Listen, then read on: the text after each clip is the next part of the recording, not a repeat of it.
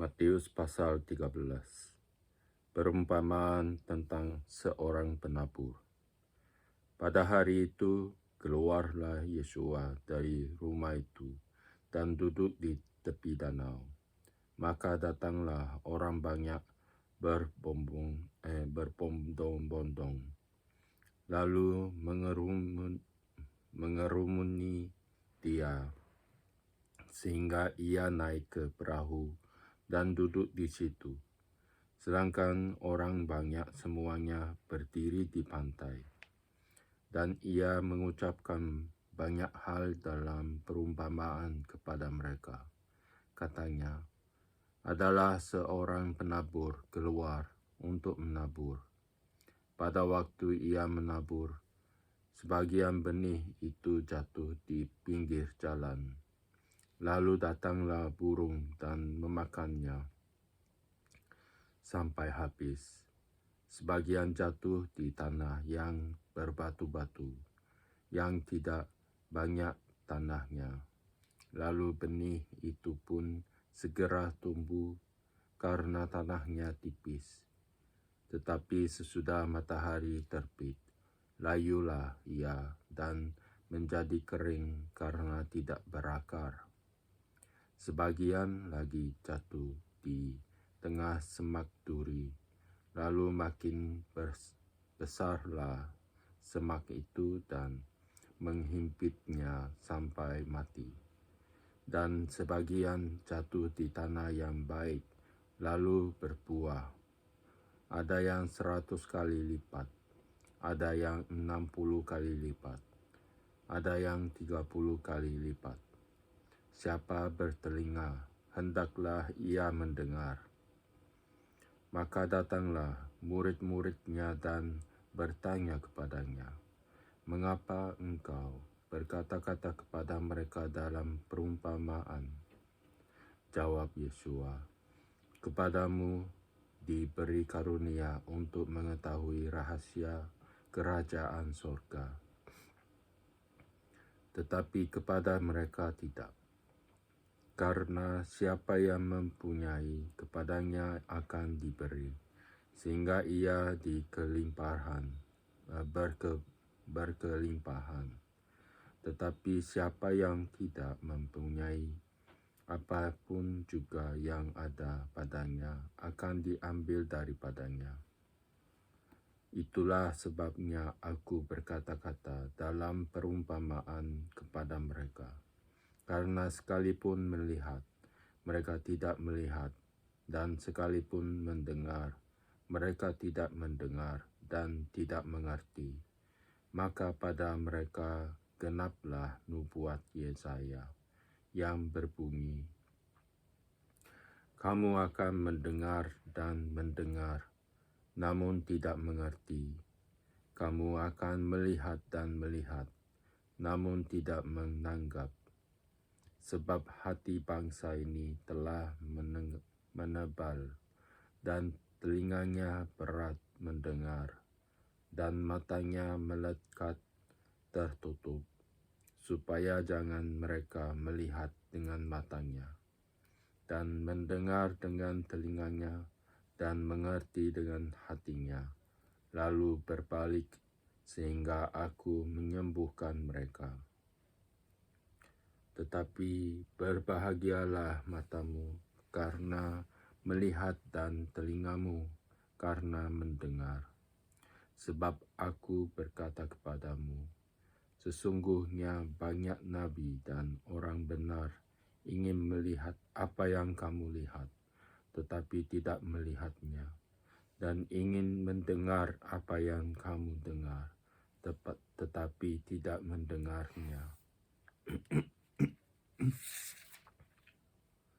Karena itu, datanglah arti perumpamaan, dengarlah arti perumpamaan penabur itu.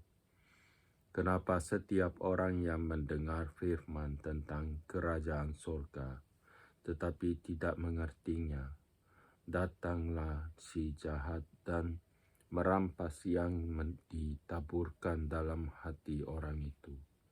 Itulah benih yang ditaburkan di pinggir jalan.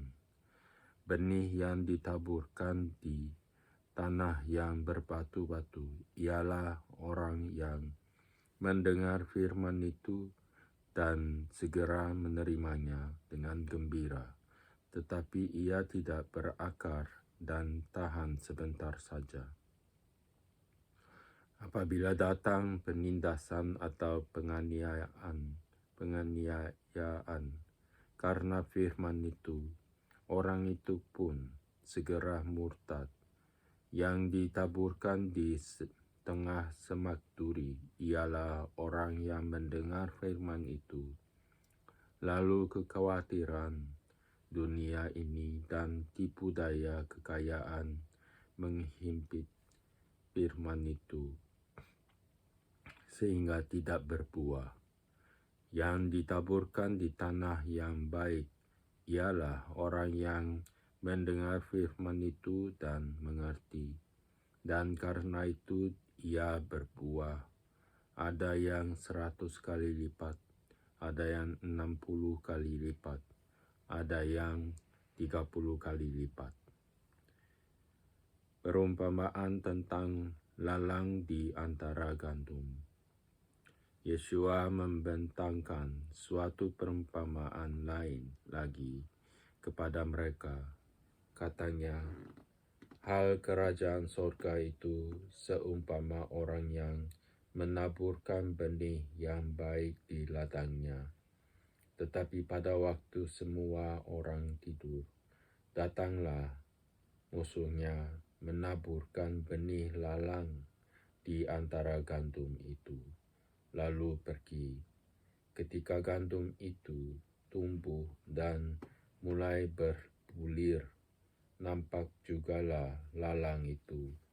Maka datanglah hamba-hamba Tuhan ladang itu kepadanya dan berkata, Tuhan, bukankah benih baik yang Tuhan taburkan di ladang Tuhan? Dari manakah lalang itu?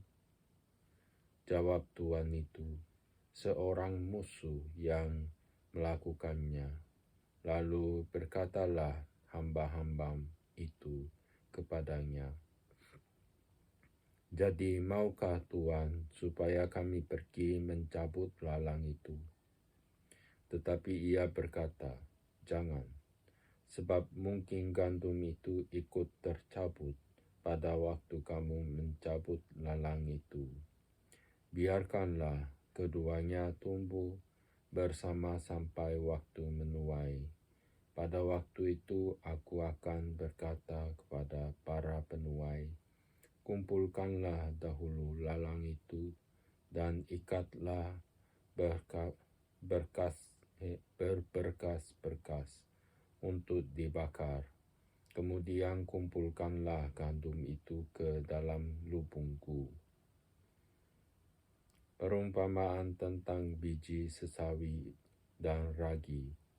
Yesua membentangkan suatu perumpamaan lain lagi kepada mereka. Katanya, hal kerajaan sorga itu seumpama biji sesawi yang diambil dan ditaburkan orang di ladangnya.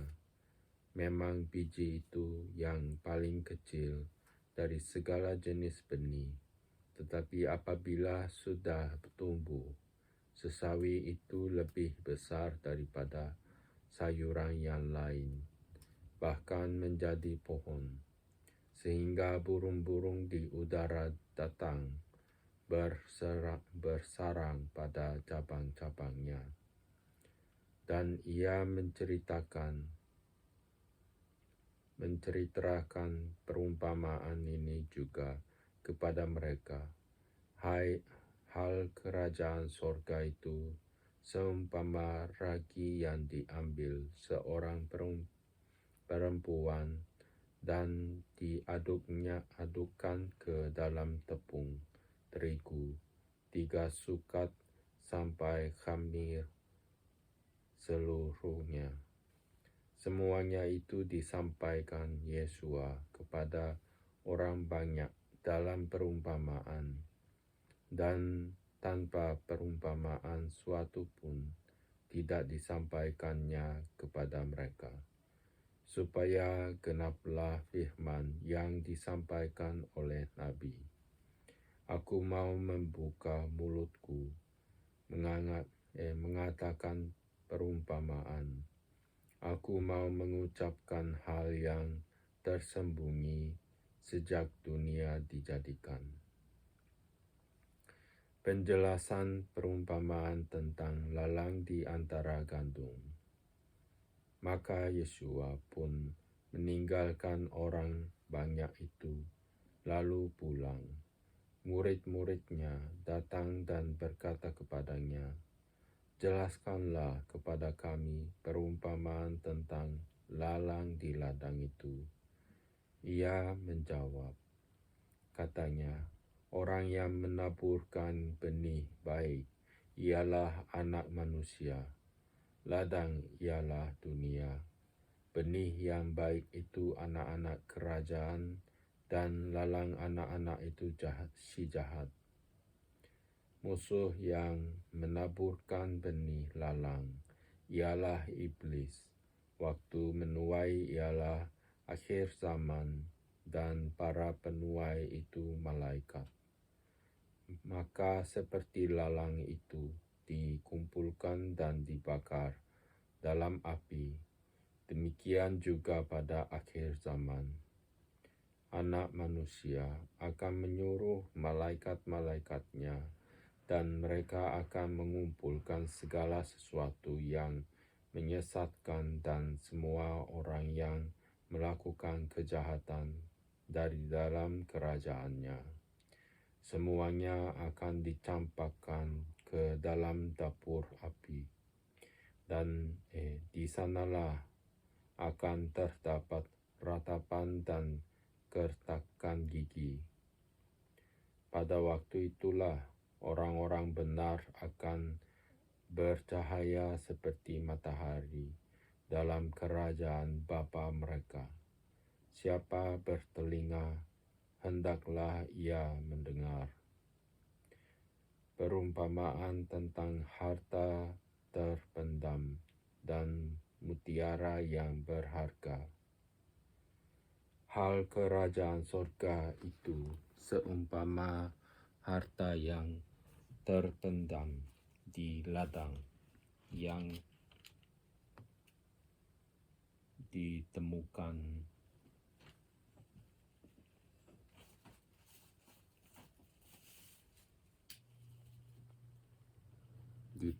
orang, lalu dipendamkannya lagi. Oleh sebab sukacitanya, pergilah ia menjual seluruh miliknya, lalu membeli ladang itu. Demikian pula hal kerajaan sorga itu, seumpama seorang pedagang yang mencari mutiara yang indah. Setelah ditemukannya mutiara yang sangat berharga, ia pun pergi menjual seluruh miliknya, lalu membeli mutiara itu. Perumpamaan tentang pukat. Demikian pula hal kerajaan sorga itu, seumpama pukat yang dilabuhkan di laut, lalu mengumpulkan berbagai-bagai jenis ikan.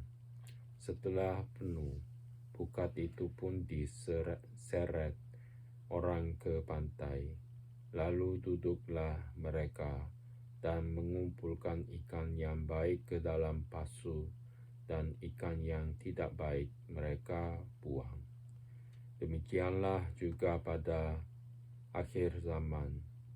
Malaikat-malaikat akan datang memisahkan orang jahat dari orang benar, lalu mencampakkan orang jahat ke dalam dapur api.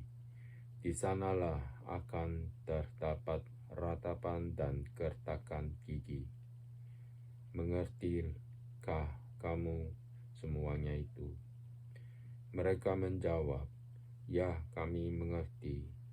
Maka berkatalah Yesua kepada mereka,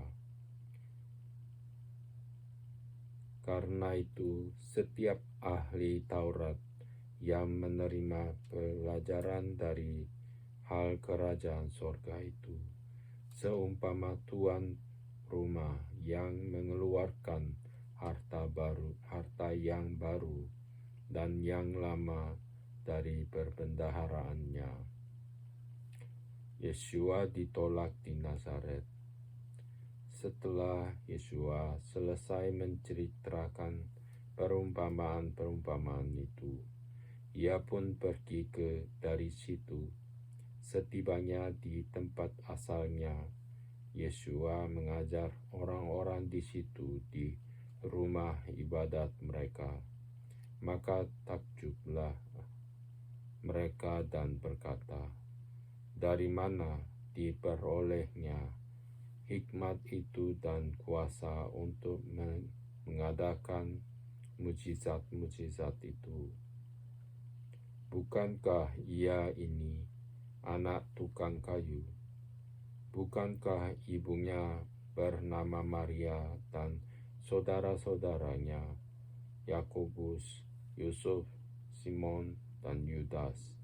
Dan bukankah saudara-saudaranya perempuan semuanya ada bersama kita?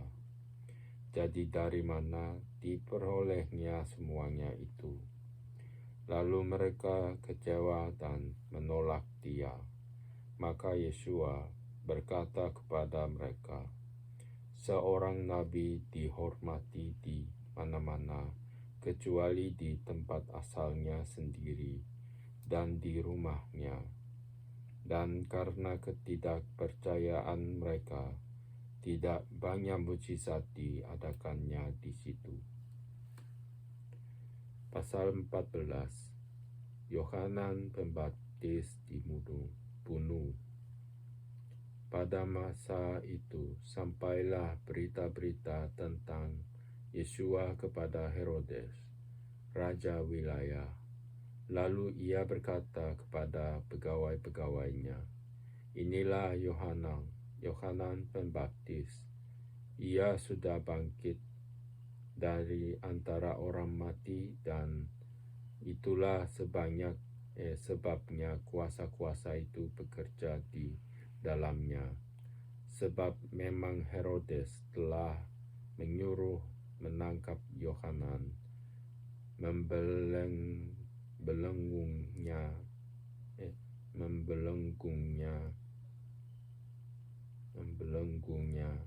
dan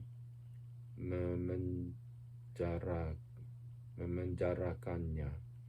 Berhubung dengan peristiwa Herodias, istri Filipus, saudaranya, karena Yohanan pernah menegurnya, katanya, "Tidak halal engkau mengambil Herodes ingin membunuhnya." Tetapi ia takut akan orang banyak yang memandang Yohanan sebagai nabi. Tetapi pada hari ulang tahun Herodes, menarilah anak perempuan Herodias di tengah-tengah mereka dan menyukakan hati Herodes, sehingga Herodes bersumpah akan memberikan kepadanya apa saja yang dimintanya. Maka setelah dihasut oleh ibunya, anak perempuan itu berkata, "Berikanlah aku di sini kepala Yohanan Pembaptis di sebuah talam." Lalu sedihlah hati raja, tetapi karena sumpahnya dan karena tamu-tamunya diperintahkannya juga untuk memberikan, disuruhnya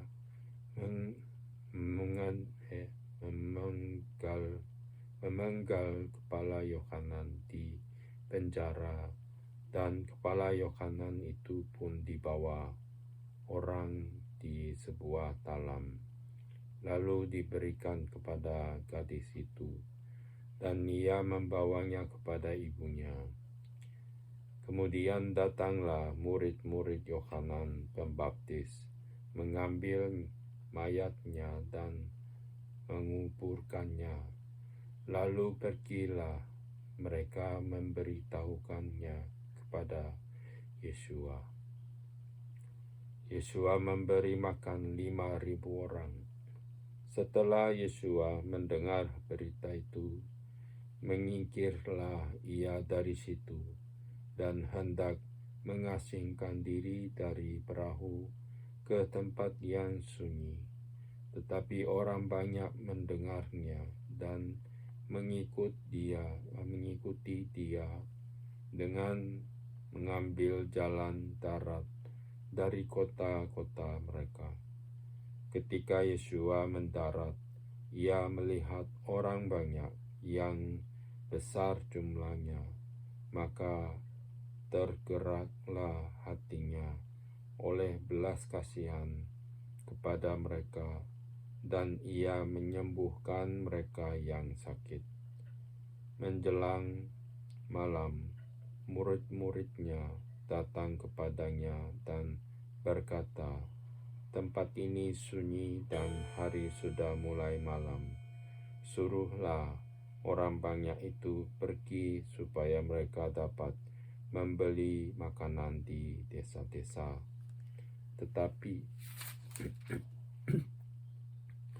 Yesua berkata kepada mereka, "Tidak perlu mereka pergi. Kamu harus memberi mereka makan." Jawab mereka, "Yang ada pada kami di sini hanya 5 roti dan 2 ikan." Yesua berkata, "Bawalah kemari kepadaku." Lalu disuruhnya orang banyak itu duduk di rumput, dan setelah diambilnya 5 roti dan 2 ikan itu, Yesua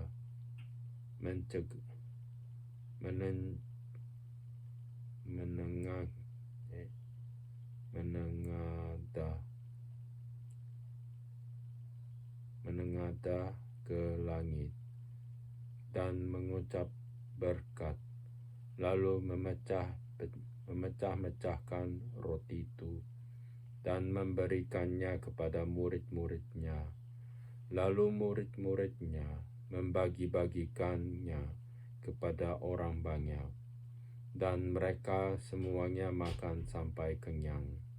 Kemudian orang mengumpulkan potongan-potongan roti yang sisa, 12 bakul penuh. Yang ikut makan kira-kira 5.000 laki-laki, tidak termasuk perempuan dan anak-anak. Yesua berjalan di atas air. Sesudah itu, Yesua segera memerintahkan murid-muridnya naik ke perahu dan mendahuluinya ke seberang. Sementara itu, ia menyuruh orang banyak pulang, dan setelah orang banyak itu disuruhnya pulang, Yesua naik ke atas bukit untuk berdoa seorang diri. Ketika hari sudah malam, ia sendirian di situ. Perahu murid-muridnya sudah beberapa mil jauhnya dari pantai dan diombang-ambingkan gelombang karena angin sakal. Kira-kira jam 3 malam datanglah Yesua kepada mereka berjalan di atas air. Ketika murid-muridnya melihat dia berjalan di atas air, mereka terkejut dan berseru, "Itu hantu!" Lalu berteriak-teriak karena takut. Tetapi segera Yesua berkata kepada mereka, "Tenanglah, aku ini, jangan takut." Lalu Petrus berseru dan menjawab dia, "Tuhan, apabila Engkau itu, suruhlah aku datang kepadamu berjalan di atas air." kata Yesua, datanglah. Maka Petrus turun dari perahu dan berjalan di atas air mendapatkan Yesua.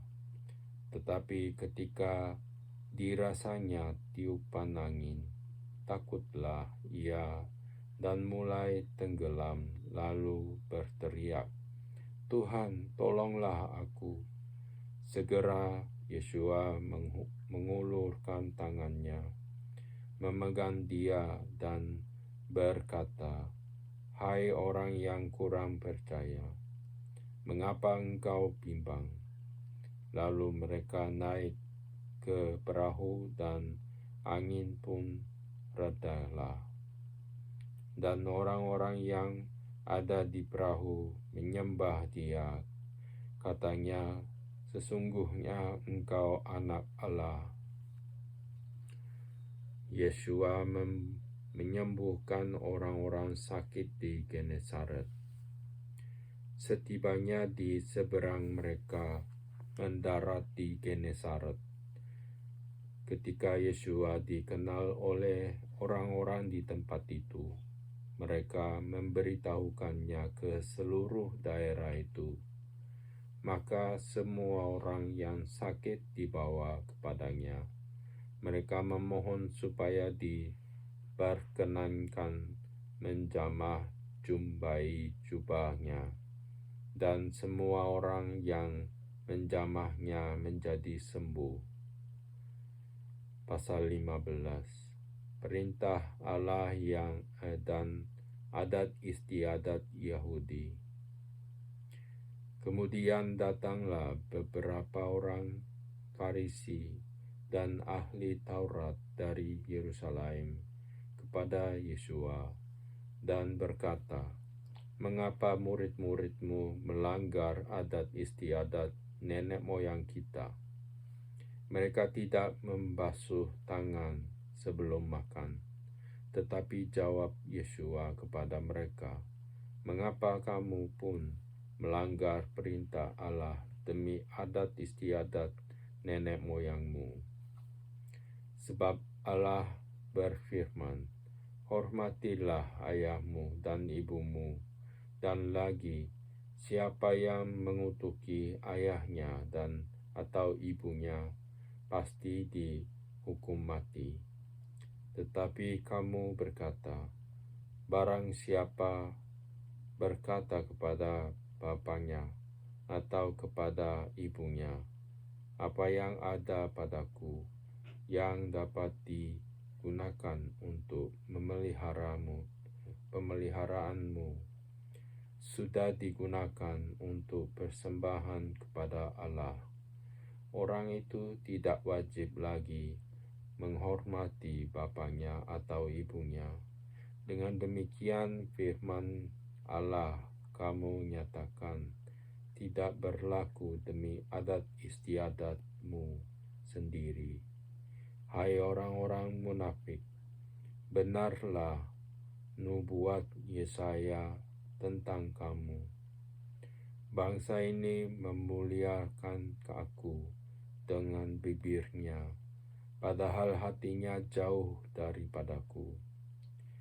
Percuma mereka beribadah kepadaku, sedangkan ajaran yang mereka ajarkan ialah perintah manusia." Lalu Yesua memanggil orang banyak dan berkata kepada mereka, "Dengar dan camkanlah, bukan yang masuk ke dalam mulut yang menajiskan orang, melainkan yang keluar dari mulut, itulah yang menajiskan orang." Maka datanglah murid-muridnya dan bertanya kepadanya, "Engkau tahu bahwa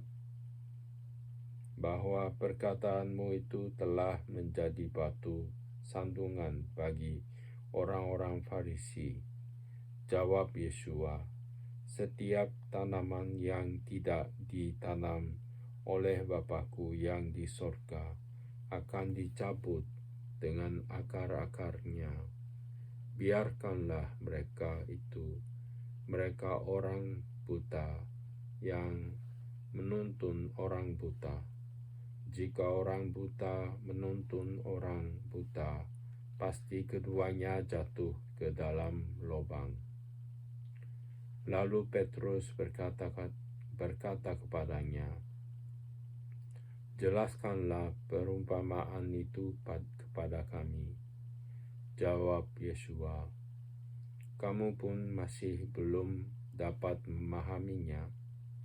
Tidak tahukah kamu bahwa segala sesuatu yang masuk ke dalam mulut turun ke dalam perut, lalu dibuang di jamban? Tetapi apa yang keluar dari mulut berasal dari hati, dan itulah yang menajiskan orang.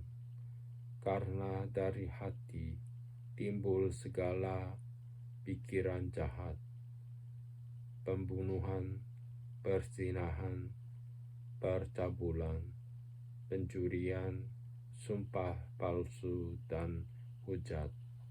Itulah yang menajiskan orang. Tetapi makan dengan tangan yang tidak dibasuh tidak menajiskan orang." Perempuan Kanaan yang percaya. Lalu Yesua pergi dari situ dan menyingkir ke daerah Tirus dan Sidon. Maka datanglah seorang perempuan Kanaan dari daerah itu dan berseru, "Kasihanilah aku, ya Tuhan, anak Daud, karena anakku perempuan kerasukan setan dan sangat menderita." Tetapi Yesua sama sekali tidak menjawabnya. Lalu murid-muridnya datang dan meminta kepadanya, "Suruhlah ia pergi. Ia mengikuti kita dengan berteriak-teriak."